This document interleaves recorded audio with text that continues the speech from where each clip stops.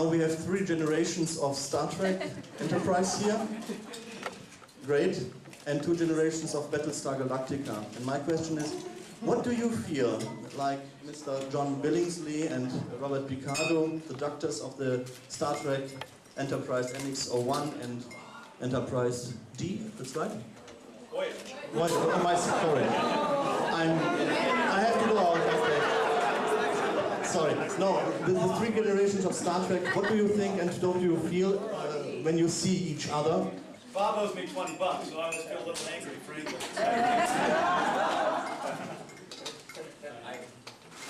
The first thing I think is it's amazing to me that in 50 years Chris Pine will be suing Paramount because they haven't paid him yet for his little dolls. That's the first thing I think. No, I am very excited to see Star Trek as the saga, reinterpreted for an entire new generation. I think it's time. I think the interest will be out there. I'm personally going to be gratified to see 12 and 13 and 14-year-olds, bugging their parents to go see the new Star Trek movie. That's going to be cool, because when my kids were 12, 13, and 14, and I worked steadily on Star Trek, they had no interest in it at all. And my daughters, who are now lovely teenagers, 17 and 20, can't wait to see the new Star Trek movie when I couldn't drag them to watch an episode. And they have favorite actors in it. Simon Pegg is a particular favorite of my older daughter. So it's going to be great to see that kind of confluence of themes. Actors that already have, a lot of the actors have established careers elsewhere that are in the new movie. I hear that the resemblance to the originals, in some of the performances, especially the actor who plays Dr. McCoy, it's absolutely eerie how he evokes DeForest Kelley. So I'm very anxious to see it, and not at all insulted that Paramount is making me pay for my ticket whatsoever. I have no problem with that at all. That because I'm here missing the one screening that Rod Roddenberry was kind enough to invite us to, I will go back and happily support my former employer. Thanks. I'd forgotten what the question is now. I know, I'm sorry, Bob. After $20 talking again. I bet my wife $25 nobody would ask me a question, so now I'm talking. Let's see, what can I say that hasn't been said? It's actually a real joy always to see everybody. It's very familial. You get a chance to have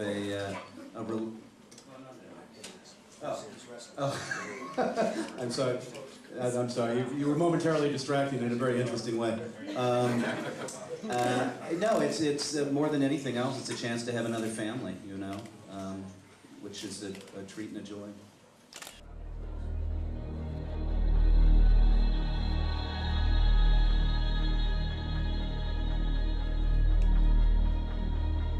Welcome to everyone, and I have a very silly question to know now.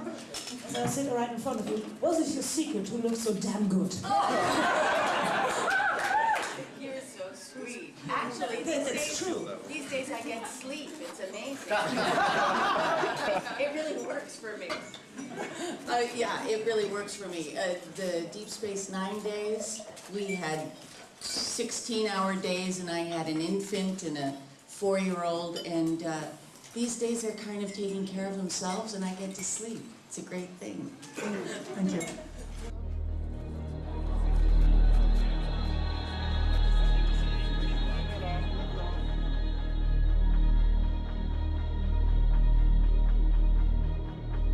Have you been able to split your meaning, your acting every day, your life?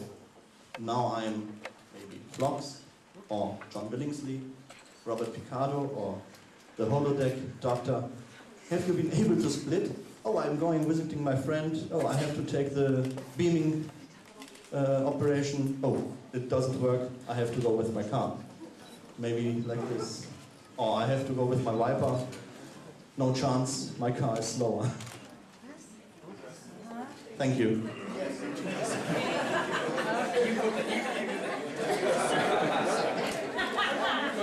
You're asking if we're out of our minds. I really can't speak for John, but I know his wife is here and she'll probably want to add. I don't think it's happened to me yet. But with the influence of people like you,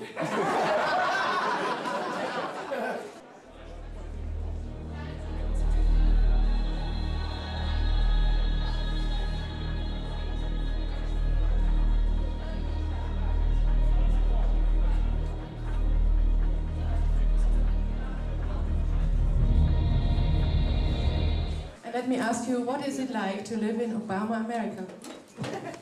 What?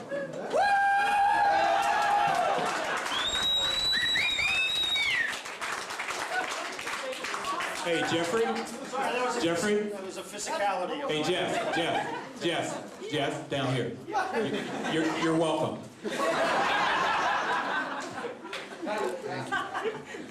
I don't have to say anything, I just did. Okay. I think it's fabulous. We have the greatest president we've ever had, I think.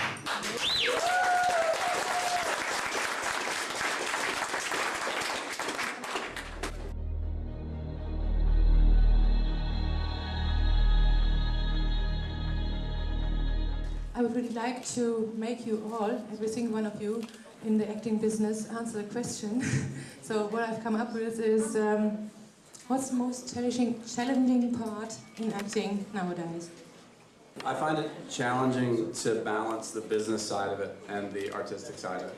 I find it increasingly there's less money, and increasingly there's less time and more rules and more people who demands, and it's a lot of cooks in the kitchen, and it's really hard to eke out the little areas where you can do your own little art and do scenes that you're proud of. That for me is the ongoing battle, I guess. I would say, you know, acting for me, the hardest challenge is that, you know, no matter how you feel, it could be 3 o'clock in the morning, whatever the material calls for, whatever you have to get to in terms of the truth of that material, that scene, you really have to develop this discipline, this ability to get to it when the camera rolls, not 5 minutes after or 5 minutes before. And it doesn't matter what kind of a day you had or how, you know, how good, how wonderful, you have to find a way to get there when it counts. So many actors can do wonderful work when the conditions are right. You know, if you're in a class, you have a great teacher, there's great mentorship, but so often you're on a set with, you know, the most adversarial conditions possible sometimes, and you really have to find your way to get to the core of that performance.